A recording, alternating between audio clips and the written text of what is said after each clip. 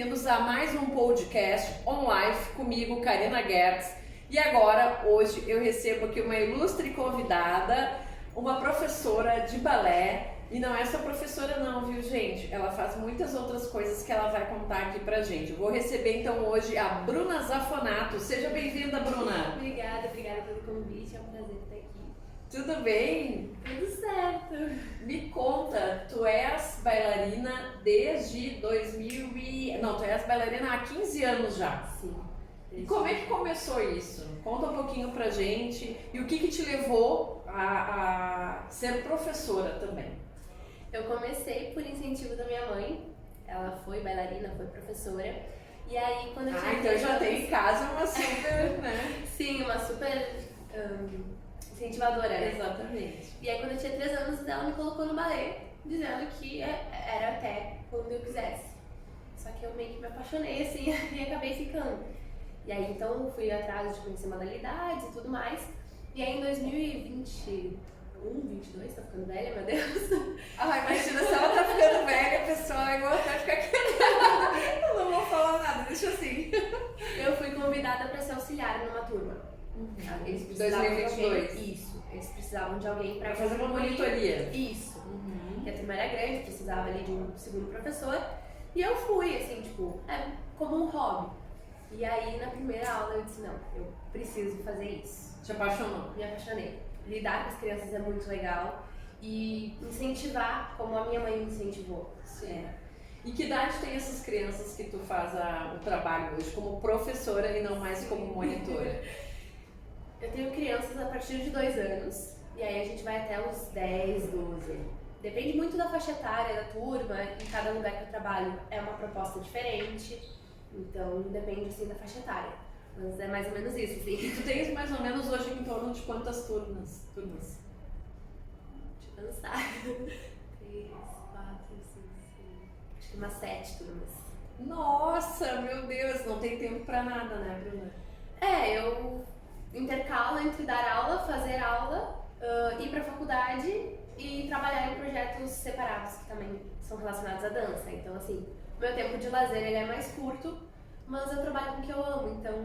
Acaba sendo lazer ao mesmo tempo. Eu sei como é que é. Quando a gente trabalha, né, quando nós trabalhamos com o que gostamos, é totalmente diferente, né? Sim. Mas assim, é um universo, a dança é um universo bem mágico, né? E tu dirias assim que o que te motivou com essas crianças também é esse poder que a dança traz, porque a dança, através da dança, a gente consegue fazer um processo também de educação, de socioeducativo. E eu acho que isso muda a cultura de um lugar, muda a cultura de um país, né? Então eu gostaria que tu falasse também um pouquinho sobre essa perspectiva da dança como educação, realmente, como motivadora educacional, né? A gente trabalha com diversas crianças, né? Eu mexo que chega pra gente pequenas histórias e a gente influencia essas histórias. A gente tem esse poder e essa pedra preciosa para cuidar e proteger. Então, além da gente estar trabalhando a educação da arte, né, que é importante, a gente está trabalhando com a formação de indivíduos. Exatamente. Né, com a formação da autoestima, da confiança. Então, eu tenho esse cuidado extremo assim, com as minhas alunas, né? Porque, como eu comentei, a gente está lidando com seres humanos que vão criar histórias. Eu vejo muito assim, histórias bem tristes no mundo do balé, de coisas que aconteceram, de professores que não respeitam, enfim, né? Várias coisas. E aí é justamente o oposto a minha ideia de trabalho. Eu não quero que a criança saia dando 32 piruetas numa aula para outra. Eu quero que ela goste de dançar. Isso é que ela tenha amor à dança. Isso é consequência de treino e trabalho. Claro. E o balé tem muito esse âmbito assim de, nossa, uma educação extremamente rígida. Não precisa ser. As minhas aulas, pelo menos, elas são muito mais lúdicas, principalmente para as menores, do que técnica. Técnica a gente vai trabalhar a partir de... Sim, até porque uma criança com 2 anos, né, ela só quer brincar, ela nem sabe o que é técnica, né, e vai demorar muito, e nem com 10 anos ainda ela vai saber o que é técnica, né, então realmente, acho que essa questão de pensar no aluno, no indivíduo que está ali, que é uma criancinha de 2 anos ou de 10 anos, que realmente às vezes né, dependendo do lugar, eu não sei se tu trabalha também com crianças que estão em situação de vulnerabilidade. Na época da enchente a gente teve bastante alunos, né, que foram afetados e foi um trabalho muito diferente quando a gente voltou para a sala. As crianças tinham medo, tinha brincadeiras que a gente fazia que eram à base de mar, de água, então a gente parou naquele momento porque as crianças tinham pavor da água, tinham medo do que tinha acontecido, né? Então a gente viveu alguns momentos assim de dificuldade e de uma readaptação necessária, né? Porque o balé, além de tudo, a gente pode usar ele como incentivo de um ser social, cultural, histórico. Eu trago muito nas minhas aulas também fontes históricas do que foi o balé, de como começou, onde começou. Claro que não vai ser aquela coisa rígida de escrever no quadro, de fazer uma prova, né? Mas vai ser de aprendizado, de o intuito realmente de passar e transmitir conhecimento. Uma curiosidade sobre o balé, né? Claro. Eu acho isso importante. A teoria ela é importante, né? Claro que a prática é o que faz, é o que torna alguém ser um bailarino, né? Vem fazer alguém ser um bailarino. Mas a teoria ela é importante para fundamentar, né, os passos, para dar um entendimento de que existiu todo um percurso a ser, né, percorrido para que isso acontecesse. Sim. E se tornasse hoje o que é, né? Teve pessoas profissionais, enfim, artistas que desenvolveram essa técnica ao longo de muito tempo, né, com cada um a sua metodologia. Sim. E são pessoas fundamentais na nossa prática, né? Pessoas que carregam o nome de passos, carregam o nome de metodologias. E às vezes as crianças não entendem completamente, mas gostam. Eu tenho uma turma que tem um caderninho que está sempre com ele para anotar. Então, que amor! E elas gostam. Começou como uma brincadeira minha, assim, de... vocês sabem de onde surgiu o balé? Elas, não sei. Aí na próxima aula eu vou contar. E aí elas começaram a gostar, a levar o caderno. E aí hoje a gente trabalha principalmente com essa turma, assim, que são as mais velhas. Sim. Isso, assim, de aprender a teoria... Claro, né, de uma forma lúdica, mas também para trazer essa ideia do ser social, histórico, que vai ajudar na formação até acadêmica, estudantil dessas crianças ao longo. E até para incentivá-las também, né? Imagina, saber que tu está fazendo uma aula de balé e que teve alguém que tem o nome de um passo ali e que essa pessoa estudou tanto para chegar onde chegou, né? Então é importante esse entendimento e esse aprendizado, né? Sim, às vezes eu digo, olha só, vamos fazer a aula bem legal, porque daqui a pouco o nome de um passo pode ser de vocês. Eu não sei se eu não tô lidando com futuros grandes artistas do balé, com certeza. Então, eu sei. Inclusive, falando sobre isso, né? O Bolshoi. Eu sei que já fizeste também, né, cursos lá. Sim, fiz o primeiro e terceiro ano de cursos para professor, da metodologia Vaganova, que carrega o nome da Agripina Vaganova. Sim, a dona super metodologia, isso. Conta um pouquinho como é que foi essa tua experiência no Bolshoi. Eu decidi fazer o curso, o primeiro curso foi online e foi EAD, assim, a gente não tinha a presença dos professores ao vivo. Mas era com essa ideia de aperfeiçoar o meu trabalho. E eu sempre gostei da metodologia, sempre estudei essa metodologia mais, assim, então gostei mais. E aí eu comecei a estudar e eu comecei a ver assim, coisas que eu não sabia, que a gente não tem o conhecimento às vezes na prática, a gente não reconhece. E como é direcionado a professores, a gente aprende coisas desde o início. A história da fundadora, o que é o Bolshoi, os anos de formação, tudo. E aí foi bem legal, gostei, adorei, fiz certificado, me empolguei. E aí no segundo e terceiro ano, então era com os professores ao vivo, dando aula ao vivo. E era na época da Feira da Sapatilha, do Festival de Joinville.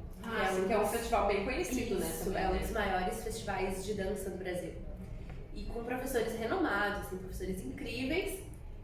Foi muito importante essa experiência e eles, na metodologia deles, a gente então, profissionais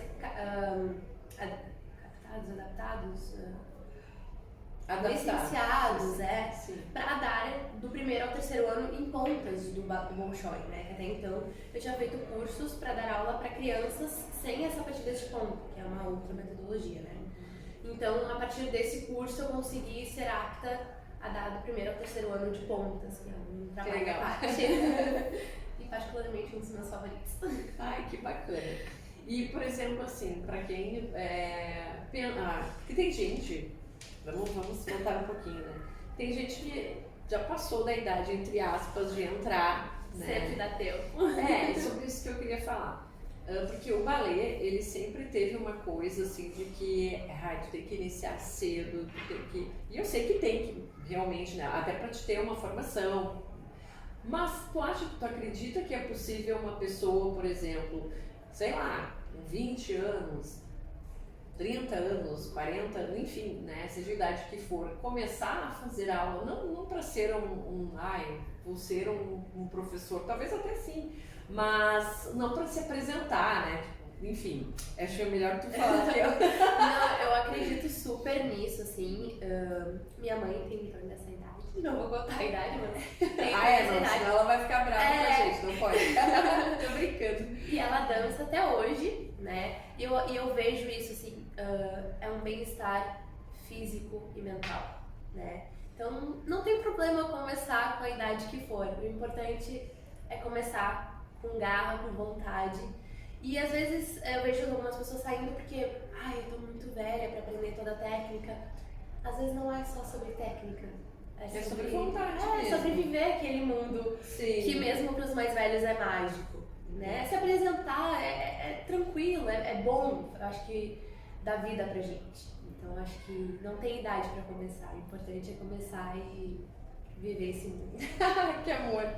Ela com os olhos brilhando aqui, né? Falando sobre se apresentar. E não te dá um frio na barriga quando tu vai te apresentar? Muito.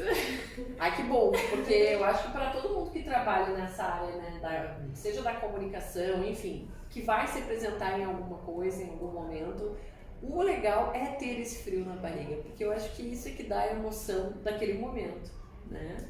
Que torna aquele momento diferente de um outro que tu já te apresentou, que tu já deu uma palestra, enfim, que tu já dançou, né? Eu sempre digo que enquanto existir esse frio na barriga, eu tô no meu lugar, eu tô fazendo o que é pra mim fazer. O que tu ama. Exato, que eu amo.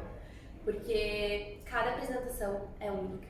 Às vezes a gente dança 2, 3 vezes a mesma coreografia em lugares diferentes, mas ela continua sendo única, né? Claro, porque é um outro público, é uma outra receptividade, Exato. a forma como as pessoas interagem, né, com a apresentação é diferente, nunca vai ser igual. Eu tenho muito isso, assim, algumas coreografias que eu já dancei, do público levantar, bater palma, curtir junto. E isso pra mim é muito legal. É sinal de que, de alguma forma, eu toquei aquele público. Claro, acho que teu trabalho realmente está sendo bem feito, né? Espero. Eu tenho muitas coreografias, assim, nesse mundo dos palcos, que significavam, às vezes, mais histórias pessoais minhas, de coisas que venci, momentos que eu precisava ser forte e, de uma certa forma, talvez poeticamente falando, o personagem me ajudou. Então, é sempre um frio na barriga único e é perfeito isso. Pra mim é o que me faz ter certeza que eu preciso estar no palco levando alguma mensagem, né, independente da coreografia.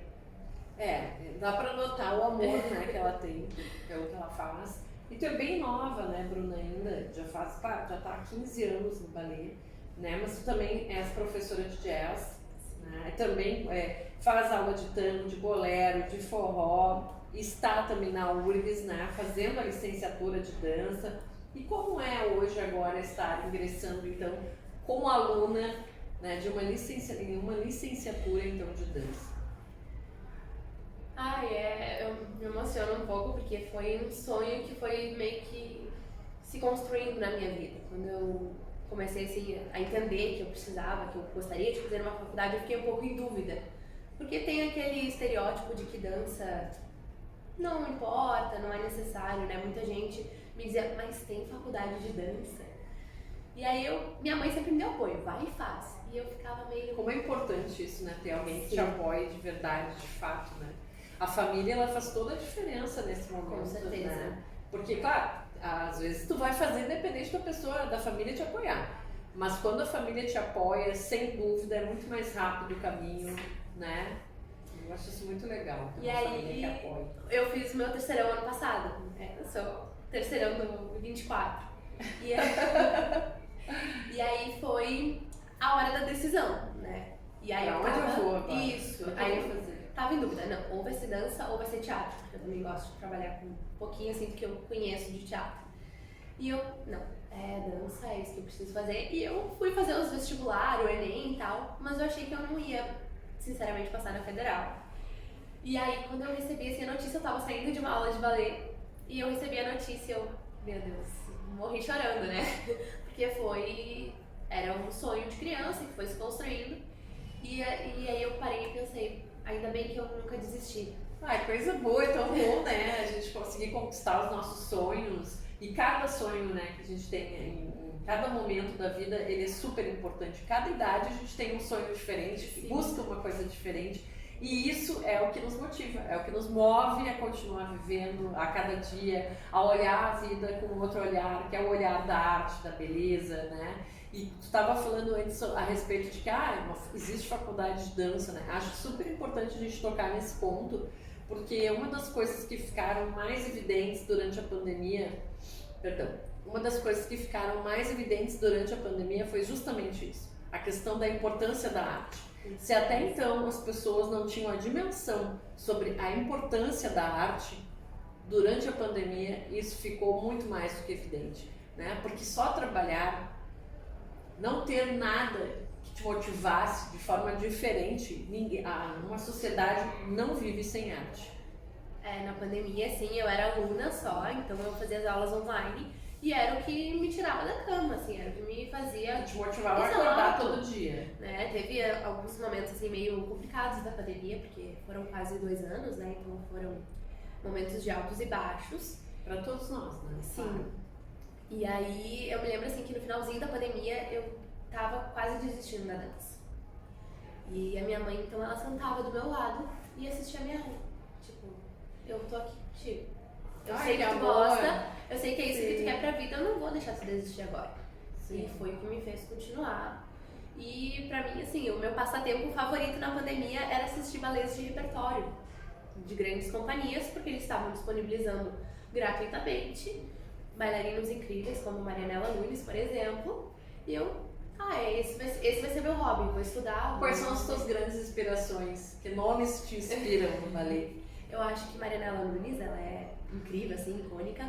Luciana Saggioro, ela tem uma história de vida muito incrível e ela é muito jovem. Ela é a primeira bailarina do Brasil contratada pela Ópera de Paris. Nossa! E ela tem 19 anos, ela tem o mundo pela frente. Então ela é uma grande inspiração pra mim. E alguns professores aí que eu tive a oportunidade de conviver, às vezes como aluna, às vezes como colega, como monitora. E a minha mãe também, porque ela nunca desistiu do balé, né? Sim. Ela parou de ser professora e virou figurinista de figurinos pra dança. Então, ela sempre viveu esse mundo. Sempre dentro do balé. Com certeza. Acho que bacana. E, por exemplo, tu faz um espetáculo chamado Vida Solidária, né? Conta pra gente um pouquinho como é que funciona esse espetáculo, como é que ele surgiu, como é que ele nasceu. Esse projeto é outro que eu me emociono. Os olhinhos só brilham, né? Coisa boa. Ele surgiu em 2023. Eu fazia parte da Liga Feminina de Combate ao Câncer, da Liga Jovem, e a gente era convidada a fazer um projeto que fosse ajudar os assistidos, né? A gente trabalhava com a ala das crianças com câncer. E pensando no projeto, eu queria algo que eu pudesse ser 100% verdadeira e levar o que eu achava que poderia ajudar além do recurso financeiro, que era a arte, era o que eu considerava que eu sabia fazer melhor. E aí eu cheguei em casa e conversando com a mãe, eu vi uma frase na internet que dizia que a vida é um palco, né? Pra gente não perder as oportunidades, né? Se as cortinas se fechem. E eu entendi, vou juntar dança e saúde. E aí fui pra frente do computador pensar como é que eu ia fazer isso. Né? Criar um projeto. Exato, criar um projeto. E aí eu cheguei, vai ser um espetáculo. Simples assim. Que eu vou convidar as escolas. Então ele virou meio que um festival, né? E aí as escolas levam as coreografias e o valor arrecadado pela bilheteria é direcionado para a entidade beneficiária. Então, no primeiro ano... Mas daí cada escola cria, só pra gente entender a mecânica e como é que funciona. Cada escola cria a sua própria coreografia. Isso, eles levam as coreografias. Às vezes tem gente que leva coreografia que vai competir em festivais. Então são coreografias prontas, com temas prontos. Entendi. Alguns levam coreografias já para a temática do espetáculo, né? E aí as crianças ganham uma medalha de participação, a escola ganha certificado, a gente faz todo um trabalho. Só que o mais importante assim, que eu considero é que ele não é uma competição. Por ele ser a favor do bem-estar da vida, competição a gente compete em outro lugar, né? O nosso é para todo mundo se sentir bem. E eu acho que a Por uma maior causa. Isso, eu acho que a maior vitória é a gente estar ajudando o próximo. Ah, é, com certeza. É uma causa linda, né? Um evento, um projeto muito bonito, né? Obrigada. E vocês estão agora já na segunda edição e Terceira. indo para a terceira edição Isso. agora, né? Quando que vai ocorrer essa terceira edição? 29 de outubro. Vai ser, e onde será? Vai ser no Teatro da Anvix.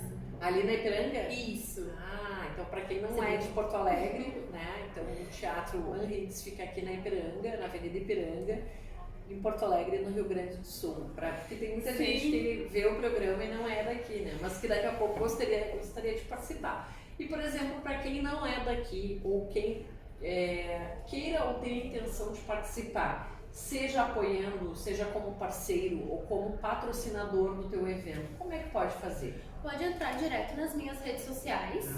Arroba Bruna Zaffonato, né? Isso. Pode falar das redes, tá? Para o pessoal poder te seguir e também para, né? Sim, é @bru_zaffonato ou direto pelo e-mail do espetáculo, que é espetáculo da vida solidária, tudo junto, @gmail.com. Lá a gente consegue conversar, então quem quiser levar coreografias, né, participar do elenco, patrocinadores, apoiadores, ou vir lá assistir, por esses canais, assim, os mais fáceis. E aí tem um valor de ingresso? Como é que funciona? Sim, esse ano a gente está organizando essa parte toda, porque é um grande trabalho. A gente tem a gente divide por setores, né? Então o primeiro setor que a gente está trabalhando, que está ficando muito legal, diga-se de passagem, é a parte de marketing. Como a Sim. gente trabalha com uma ONG que vai ser beneficiada, a gente tem muito essa troca, né? Essa transparência com a entidade. Então algumas coisas demoram um pouquinho mais. Esse valor do ingresso a gente ainda não decidiu desse ano, mas não é para passar de R$70. A minha meta é ser R$50 para facilitar, né, o público, mas ainda precisamos ajeitar esses detalhes. E aí todo esse valor é revertido então para 100%. essa ONG que é escolhida e definida por vocês. Isso. Quantas escolas já estão inscritas? Eu não sei se já abriu as inscrições. Sim, já abriu. A gente tem já em torno de 10, 11 escolas. Olha que legal. Mas bastante. cada escola às vezes leva até 4 coreografias, né? Então o espetáculo também tem esse cuidado para não deixar ele muito maçante. Muito longo. Isso. Então esse ano eu quero lidar com em torno de 15 escolas e 25, 30 coreografias. No máximo. No máximo! Porque também tem a minha coreografia, que é aqui em Serra, né? Esse ano também legal. A gente tá montando já o plano de coreografia. Não pode contar nada, né? Só um spoiler! Então não pode. Adoramos spoiler, por favor. Esse ano o espetáculo é em prol do Asilo Padre Cacique, né? Eles sofreram muito com a enchente. Então a mensagem desse ano do espetáculo é a dança ao longo da vida, né? Desde pequeno até a fase mais madura e adulta. Então a história vai se envolver um pouco nisso, a minha coreografia vai se envolver um pouco nisso e um pouco sobre os bastidores da vida. Inclusive é o nome da coreografia. Ai, que legal. Porque eu sou muito apaixonada por bastidores. Eu acho que é a parte mais incrível de um espetáculo, antes de se apresentar tudo que a gente vive nos bastidores. E a nossa vida é um eterno bastidor, né? Com certeza. De altos e baixos, preparações para apresentações de trabalho. vida. Isso! Então a gente juntou essas duas mensagens e tá saindo aí uma coreografia. Sabe que é muito legal isso que tu falou. Uma das coisas que me levou a fazer comunicação, né, com habilitação na época, a primeira em relações públicas, foi exatamente isso. O que acontece, né, por trás de um evento? Porque nós vemos o evento acontecendo, nós não temos a mínima noção, dimensão do que é uma produção, né? E a produção ela perpassa por várias áreas diferentes. É como se tu abrisse uma empresa a cada evento. A cada evento, a cada projeto que tu faz, é como se estivesse abrindo uma empresa. Com certeza. Né? E aí tu tem toda a parte logística, tu tem toda a parte financeira, tu tem toda a parte de marketing, tu tem toda a parte de comunicação, de assessoria de imprensa, né? Tu entra nessa parte do que é o espetáculo em si, se é um espetáculo de dança, se é um espetáculo musical, enfim, são muitas nuances e muitas camadas. Então eu assim compartilho muito disso, sabe? Sim, muito, porque é muito incrível mesmo, é maravilhoso. O Vida Solidária ele veio pra me desafiar, porque até então eu era só professora. Embora o professor Sim. ele tenha uma participação muito ativa na construção de um espetáculo, isso sem sombra de dúvidas, mas a gente tem também, enquanto produtor, né, enquanto produtora, diretora do evento, a gente tem uma responsabilidade Nossa, gigantesca. gigante. É. A gente é a cabeça do trabalho, a gente precisa Tudo tem que saber ser tudo. milimetricamente calculado. milimetricamente calculado, a gente tem que confiar na produção, né, que vai estar ali trabalhando com a gente. Tem que se cercar de pessoas bem profissionais, né? E eu considero assim que todo dia de espetáculo eu entrego o meu trabalho de anos, assim, de meses que a gente trabalha, principalmente, né, em relação ao espetáculo, eu entrego de presente para quem vai fazer acontecer no dia. E isso é muito Sei como é. difícil, né? Porque a gente ama o que a gente faz, só a gente viveu ali 100% tudo, né? A gente Tu absorve sabe tudo que tu demorou, fez até chegar ali. Exato, e aí a gente tem que chegar pra produção. É com vocês agora.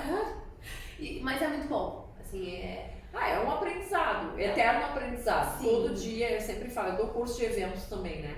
De produção de eventos e também de elaboração de projetos. E eu sempre falo que quando tu vai fazer um evento, cada vez que tu faz um evento, é um filho que nasce e é sempre um filho diferente, nunca é igual. Sim. E além de ser diferente, cada evento, ele realmente tem as suas nuances, ele tem assim, coisas, as variáveis, que por mais que tu faça tudo da melhor maneira possível, tu tem que te organizar para o imprevisto, que é a parte que acontece, tá? Não é sempre, mas às vezes acontece, e nós temos que estar preparados para isso. Sim, na primeira e na segunda edição deu tudo certo, graças a Deus, mas teve coisas que a gente teve que aprender, adaptar. Claro. Até porque na segunda edição a gente teve um fluxo muito maior de produção e elenco, então a gente estava lidando com mais pessoas que pensam diferente, que trabalham diferente. E aí chega na hora do espetáculo e isso influencia, Pesa, pode claro. influenciar positivamente Ou como negativamente. Sim. Graças a Deus Foi positivo. foi positivo e a gente conseguiu adequar as coisas, né?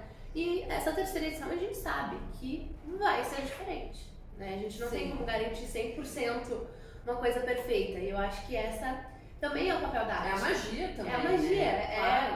o E a lidar com magia, improviso. e a magia do momento, né? A magia do real, né? Porque uma coisa é tu fazer algo gravado, que tu edita e tu coloca só os melhores momentos, né? E tudo perfeito. Agora, essa questão de tu estar ali presente e vivenciar aquele momento com tudo que ele terá de bom e de possibilidades diferenciadas, enfim, é muito bacana. Eu acho que isso é incrível. Eu acho que o que eu mais escuto, assim, eu sou suspeita, mas o que eu mais escuto de feedback do espetáculo é que é uma produção leve de participar, né? Claro que grandes companhias que vão trabalhar 8 espetáculos por semana, é tudo muito corrido, não tem como ter um grande cuidado em pequenos detalhes, porque é corrido, é a carreira da pessoa que está em jogo, Claro. o vocal que vai ser usado, a dança, enfim, é um esforço gigante, né? Mas ainda assim, por trás existe uma grande produção Claro. que tenta ficar ali o tempo Claro. inteiro cuidando de cada detalhe. Com Né? certeza. Tenta não que fica cuidando. E aí, o nosso espetáculo, como ele é feito muito... A produção em si é muito amigos, conhecidos, família, né? No meu núcleo, é uma coisa muito mais... Leve. Leve. A gente Claro. tenta tornar leve, né? Porque a gente não é uma competição, a gente não é um espetáculo que vai trabalhar 8 vezes por semana, né? Sim, é outra proposta. É uma proposta de celebrar a vida, Sim, literalmente. com certeza. Então, e eu adoro ouvir esse feedback. E eu sempre falo pra minha produção, enquanto a gente tiver o propósito na cabeça e esse ideal de manter isso leve, a gente vai estar mudando a vida de alguém de alguma forma. Vai estar impactando, né? De fato, sem dúvida. Ai, que legal, que bacana o teu trabalho, Bruna. Eu já vi a Bruna dançar, inclusive num evento nosso aqui que nós produzimos, e realmente é incrível, é um trabalho muito bacana, belíssimo, né? Então fica esse convite, né, pessoal, para dia 29 de outubro, então assistir esse espetáculo, que vai ser incrível, tenho certeza. Vida Solidária, na Higgs, com um valor, né, bem tranquilo e palpável, e além disso, o que vai ajudar, né, muitas pessoas ali do Padre Cacique, né, os idosos do Padre Cacique. Então, Bruna, eu quero super te agradecer a tua vinda aqui, tá? Muito obrigada. Antes eu quero agradecer também aos nossos parceiros e apoiadores. Então, o Shopping João Pessoa, há 54 anos, o Shopping João Pessoa é um lugar especial feito para você. Atria Utilidades, Juliana Pitt, Arquitetura e Consultoria, Gisele de Lima, mentora e educadora no mundo da beleza, Marfili Catering. Pensou em eventos? Fala com a Marfili Catering. Deixa eu ver se eu estou esquecendo alguém, acredito que não. É isso. Então, muito obrigada mais uma vez, gratidão, tá? E com certeza eu espero estar lá com vocês. Vou fazer o possível para estar lá, então, curtindo esse momento que vai ser tão bacana, tenho certeza. Eu quero muito agradecer a oportunidade da gente conseguir falar sobre arte, né? É tão importante às vezes a gente... Esse espaço, né? Isso, esse espaço de divulgar a arte, de divulgar a faculdade de dança, né? E divulgar projetos que unem aí a arte e a sociedade. Então, muito obrigada pelo convite. Imagina, nós que agradecemos. Obrigada, viu, Bruna? Obrigada. E olha, só sucesso. Tenho certeza que com esse brilho maravilhoso que tu tem no olhar, né, pelo que ela faz, dá pra notar, é incrível a energia. Então eu tenho certeza que tu vai muito longe. E eu espero ainda te entrevistar ainda mais lá na frente pra gente... Lembra quando tu estava lá? Então eu espero que chegue esse momento também. E eu tenho certeza que ele vai chegar. Tá bom? Um grande beijo, obrigada, viu? Até mais. É isso, pessoal. Então esse foi o podcast online. Até o próximo episódio. Tranquilo, né? Tranquilo. Mas foi ótimo, guria. Muito legal. Muito legal mesmo. Tá? Deixa eu te perguntar uma coisa aqui, peraí, deixa eu só.